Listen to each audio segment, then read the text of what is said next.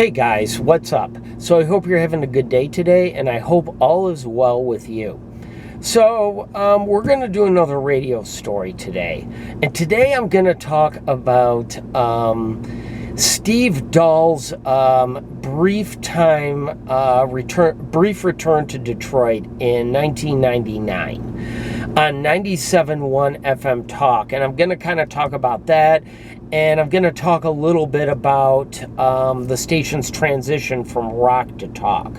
So I covered some of this in a prior video. I talked about why 97.1 K-Rock failed, and I talked about extreme radio up until the point 97.1 was about to transition to a talk station. So in the summer of 1998, 97.1 transitioned to 97.1 Extreme Radio, dropping the K-Rock name and the station being slightly reformatted. Howard Stern stayed on for mornings, but the station took a harder-edged alternative rock format on. Now, meaning like music like Led Zeppelin, music like Aerosmith, Van Halen, all that stuff was phased out for like Rage Against the Machine, Marilyn Manson, Korn, Hole, stuff like that was popular at the time.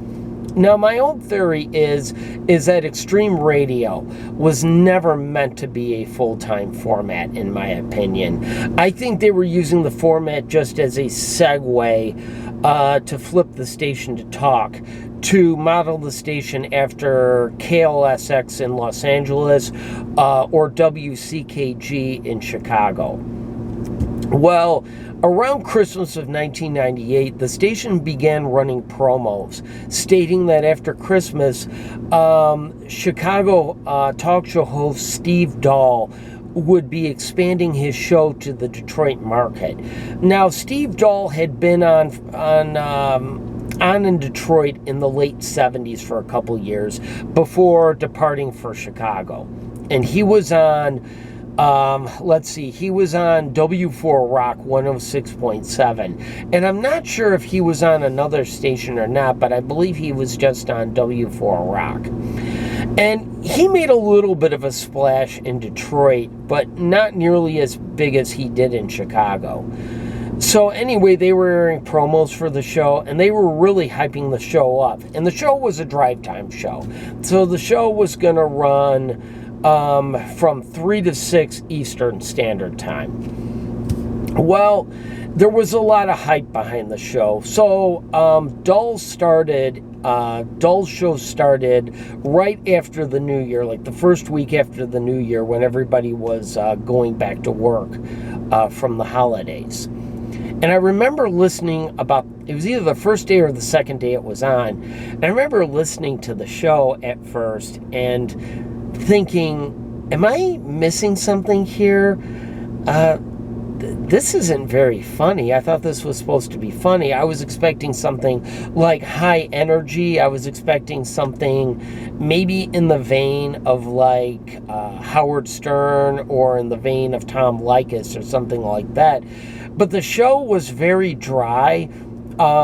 There were long pauses during the show. Like he would be saying something and then there would be like dead air for a minute and then he would resume talking again.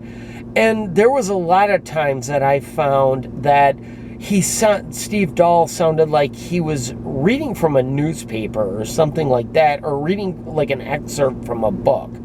Like, this is how it would sound.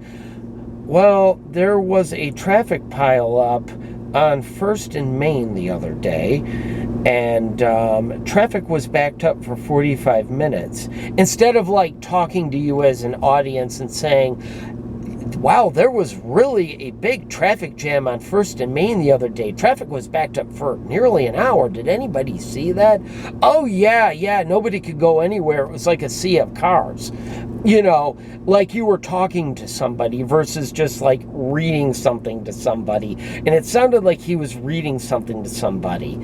And after listening a few times, I kind of thought, is there something I'm not getting here? Is there some kind of humor I'm not getting here? Maybe something's going over my head. It's kind of like how I feel about Seinfeld, and I'm going to get some hate for this, but the show Seinfeld, I have never gotten that show. It just, I don't know if it's the humor, I don't know if it's the characters, if it's that East Coast thing that as a Midwesterner, I just don't get, but I just never liked that show. And that's what Steve Dahl kind of reminded me of.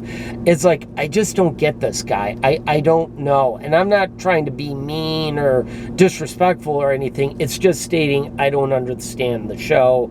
And, you know, it's nothing personal about him or anything like that.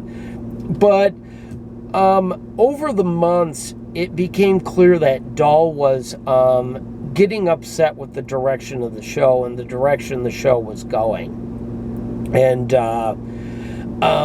I'm sort of piecing the story together, so if I'm getting something wrong, tell me. Well, he was mad about the promotion of the show, that the station wasn't promoting the show correctly.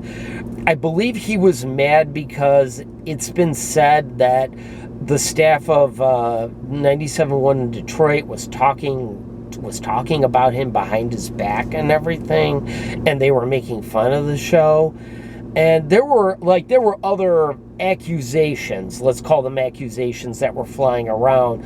Well, anyway, that all came to pass. And in August of 1999, I couldn't tell you what week, Dahl had enough.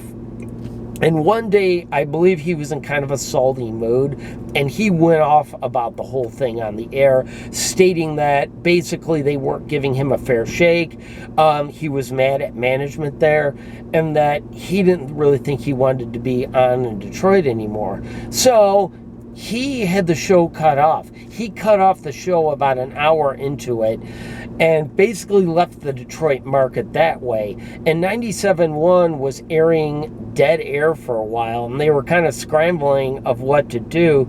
So what they did was they took a prior day's episode of Gonzo Greg's Midday Show and aired that instead, just to fill up airtime before Tom Leykis came on.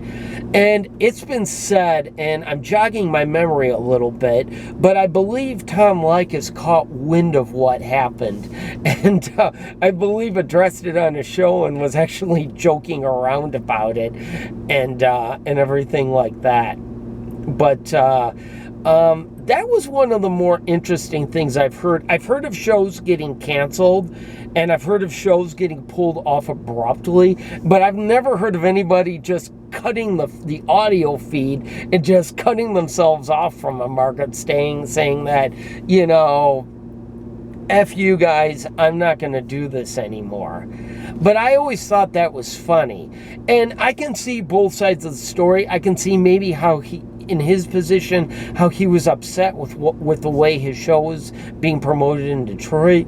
But I also thought it was funny because it seemed like it was like a little kid who just kicked his toys and went home. But I don't know. It was kind of funny. And it was one of a few struggles that 97.1 FM Talk Detroit had in the beginning. So what do you guys think?